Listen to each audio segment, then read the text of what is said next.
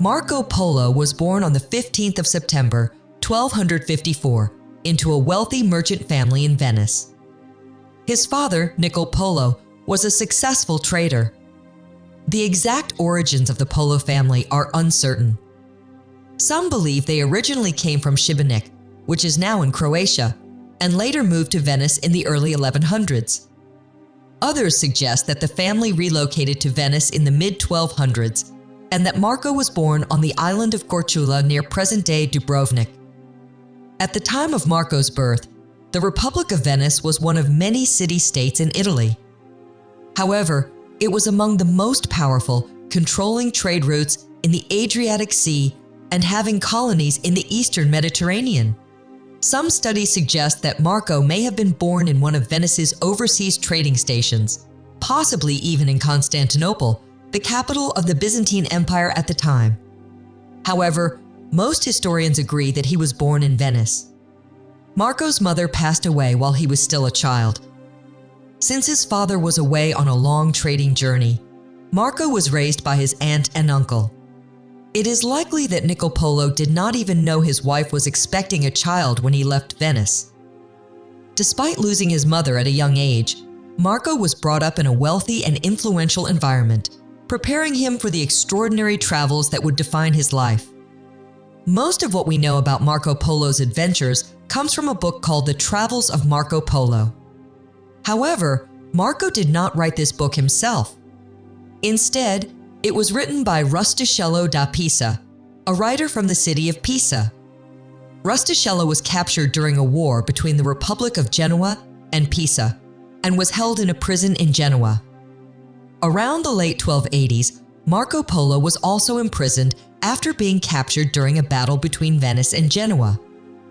While in prison, Marco shared the stories of his incredible travels with Rustichello.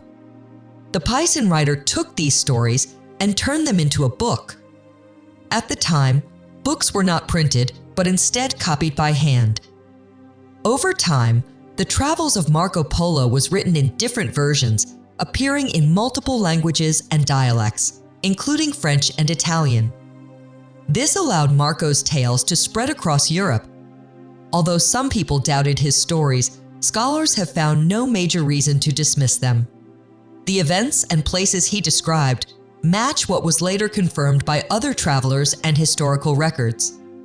His detailed observations of China, Central Asia, and the Mongol Empire amazed readers. The book became one of the most famous travel accounts of the Middle Ages, inspiring future explorers to learn more about the distant lands Marco had visited. During Marco Polo's lifetime, the world was changing rapidly. Venice, his home city, was one of the most powerful and wealthy trading centers in Europe. It controlled important sea routes in the Adriatic and had strong connections with other major ports in the eastern Mediterranean. Venetian merchants traded goods such as silk, spices, and precious metals, making the city a key link between Europe and the East. At the same time, the Mongol Empire was expanding across Asia. It had been founded by Genghis Khan in 1206 at the end of the 12th century and quickly became the largest empire in the world. The Mongols conquered vast lands, stretching from China to the Middle East. By the time Marco Polo was born, the Mongols had already reached as far west as Eastern Europe. The Mongol conquest disrupted old trade routes, but they also created new opportunities. Under Mongol rule, a period known as the Mongolian Peace, trade across Asia flourished. The Mongols controlled the Silk Road, the famous network of trade routes connecting China to Europe. Venetian merchants, including Marco Polo's father and uncle, saw the potential for direct trade with the East. By cutting out middlemen, they could buy goods like silk and spices at lower prices and bring them directly to Europe. This new trade network would change the course of history and open the door for future exploration. Before Marco Polo began his famous travels, his father, Niccolo Polo, and his uncle, Maffeo Polo, had already made an important journey to the east. In the year 1253, the two brothers left Venice on a long trading voyage. Their original plan was to expand their business by traveling to Constantinople, a major trade center and the capital of the Byzantine Empire. After spending time in Constantinople, the Polo brothers decided to continue their journey further east. They traveled to Crimea, a key trading hub on the northern coast of the Black Sea.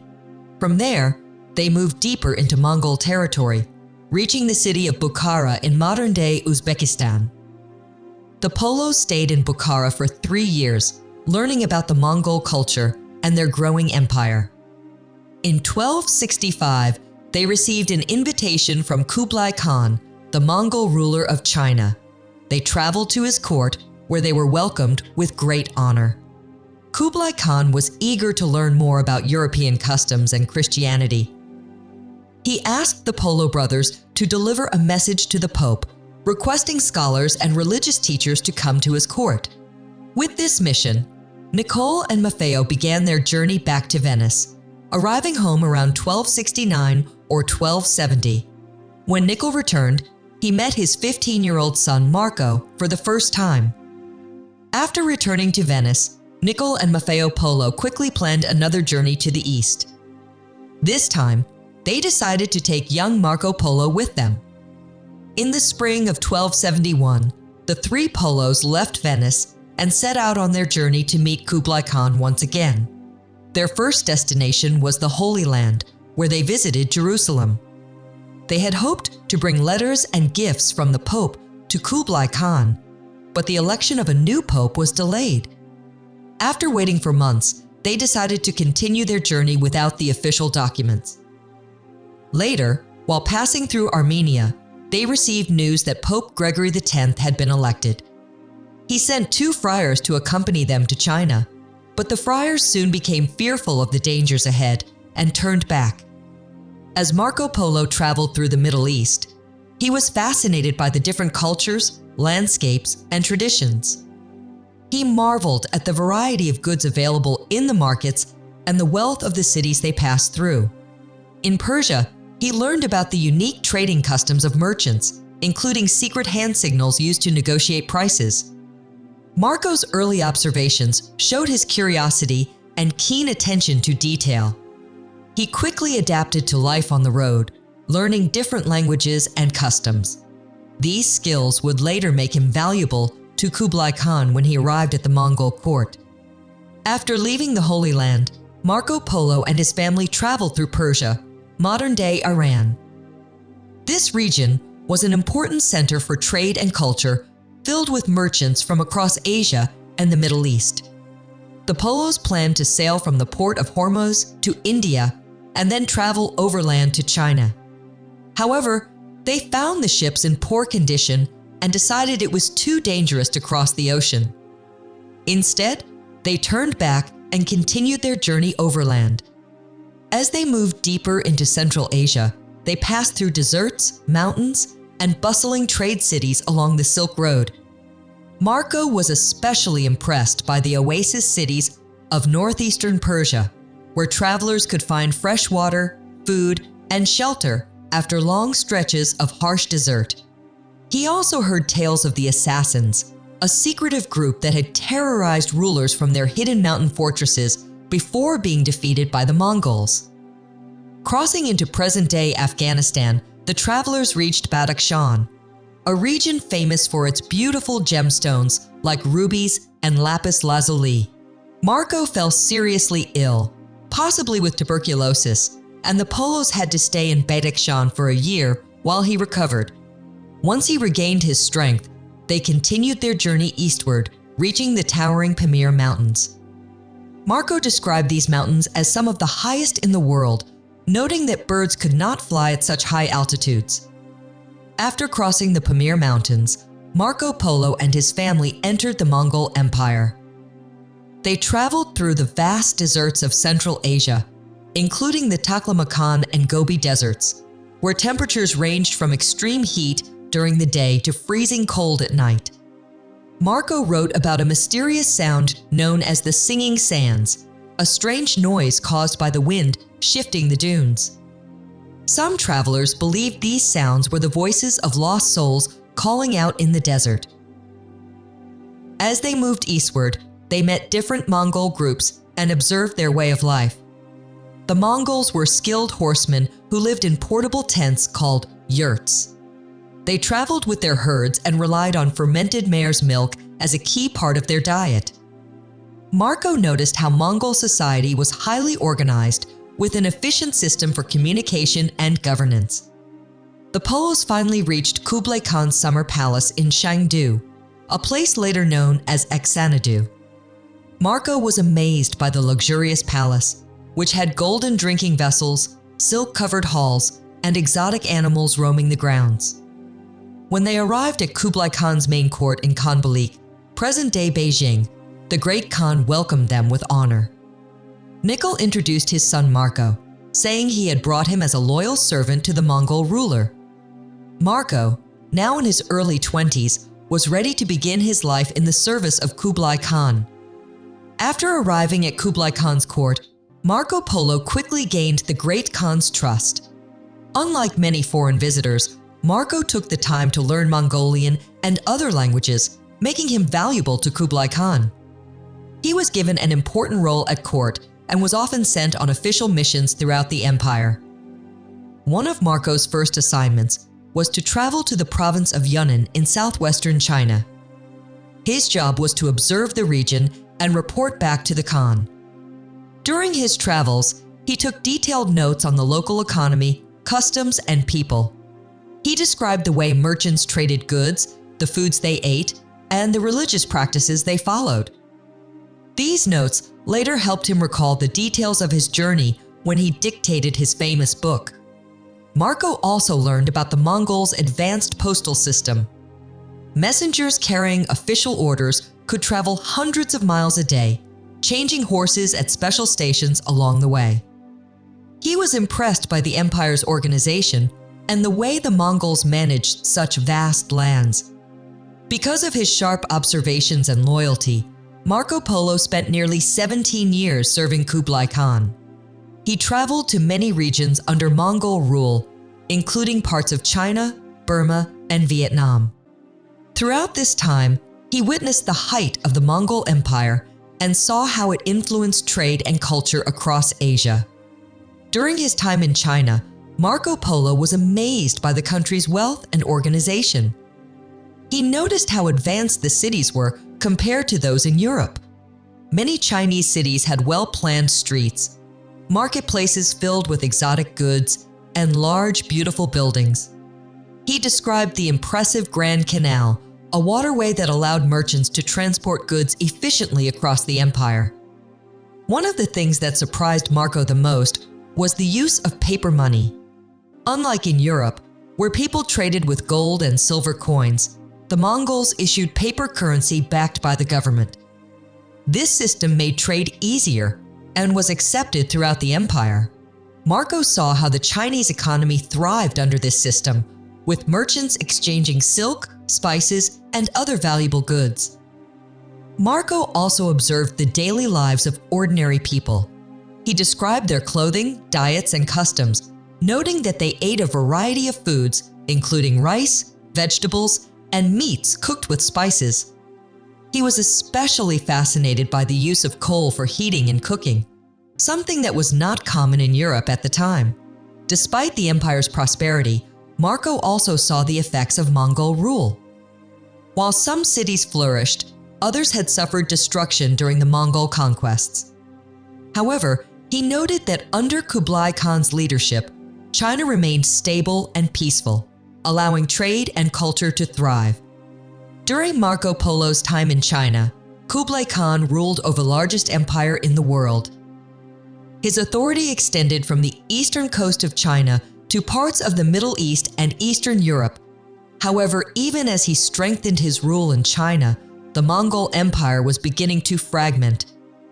Marco described how Kublai Khan's military campaigns were both powerful and brutal. He led his armies to conquer the last strongholds of the Song dynasty in southern China, officially ending the dynasty in 1279. Marco admired Kublai's strategic skills and leadership, but also witnessed the hardships caused by war. Some cities welcomed Mongol rule, while others resisted and suffered destruction. Kublai Khan also attempted to expand his empire beyond China. He launched invasions of Japan, but both campaigns ended in failure due to powerful storms, later called the Divine Wind. He also faced revolts in Vietnam and Burma, which required constant military attention. Within the Mongol court, there was growing political tension. Kublai faced opposition from rival Mongol rulers who wanted to break away from his control. The empire eventually split into different regions, including the Yuan dynasty in China, the Golden Horde in Russia, the Ilkhanate in Persia, and the Chagatai Khanate in Central Asia. Marco Polo witnessed these struggles firsthand. Although Kublai Khan maintained control in China, the Mongol Empire as a whole was beginning to decline. While serving Kublai Khan, Marco Polo traveled beyond China into Southeast Asia. He visited places such as Burma, Vietnam, and the Malay Peninsula, where he observed unique cultures, trade systems, and landscapes. He described how the people in these regions lived, what they ate, and how they traded goods such as spices, gold, and rare woods. Marco wrote about the battles between the Mongols and local rulers in Burma and Vietnam. In Burma, the Mongols fought against a large army that included war elephants. Marco was fascinated by these massive animals, which he had never seen before. Despite their strength, the elephants could not stop the Mongols, who eventually won the battle. After many years of service, Marco and his family wanted to return home, but Kublai Khan refused to let them leave. Their opportunity finally came in 1291 when a Mongol princess needed an escort to Persia for her arranged marriage. The Polos joined her convoy and traveled by sea. Their journey took them through the Indian Ocean, where Marco described islands such as Sumatra and Sri Lanka. After stopping in India and Persia, they arrived in the Mongol-ruled Ilkhanate. However, the princess's intended husband had died, so she was married to his son instead. The Polos remained in Persia for several months before finally receiving permission to return to Venice. After spending more than 20 years in the Mongol Empire, Marco Polo and his family finally returned to Venice in 1295. When they arrived, their long hair, foreign clothing, and unusual customs made them almost unrecognizable to their relatives. Many Venetians did not believe the Polo stories about their travels until Marco revealed the gemstones sewn into his clothes, proving the wealth he had gained. At that time, Venice was at war with its rival city, Genoa. Marco, proud of his homeland, joined the Venetian navy. In 1298, he was captured during a naval battle near the island of Korčula and taken as a prisoner to Genoa. Fortunately, he was not treated harshly because he was a wealthy and respected merchant. While in prison, Marco met Rustichello da Pisa, an experienced writer. Marco shared his stories about the wonders of the East, and Rustichello wrote them down. This collection of stories became the Travels of Marco Polo, one of the most famous travel books in history. The book described incredible places, cultures, and customs unknown to most Europeans. Some people believed Marco's tales, while others thought they were exaggerated. Regardless, his account inspired future explorers and traders. After a year in prison, Marco was released when Venice and Genoa made peace. He returned home, settled down, and continued his life as a wealthy merchant. After returning to Venice, Marco Polo lived the rest of his life as a successful merchant. In 1300, he married a Venetian woman named Donata and had 3 daughters. His father, Nicol, had passed away, but Marco continued working with his uncle Maffeo until the latter's death around 1310. Despite his wealth and reputation, many Venetians doubted his stories, calling him Mr. Marco. Tell us another lie. Over time, however, Marco Polo's book became one of the most famous travel accounts in history. The Travels of Marco Polo introduced Europeans to the wonders of China, the riches of the Silk Road, and the great Mongol Empire. His descriptions of advanced cities, paper money, and exotic goods inspired traders, map makers, and explorers. One of the most famous individuals influenced by Marco Polo's account was Christopher Columbus. In 1492, Columbus set sail hoping to find a western route to the lands Marco had described. Explorers of later centuries also studied the travels of Marco Polo to learn about distant places and trade opportunities. Marco Polo passed away in 1324 at the age of 69, leaving behind a lasting legacy. His journey changed how Europeans viewed the world and encouraged future generations to explore. What do you think about Marco Polo's incredible journey? Do you believe his accounts were entirely true? Or did he exaggerate some details? Let us know in the comments. Don't forget to like, share, and subscribe for more fascinating historical stories. Thank you very much for watching.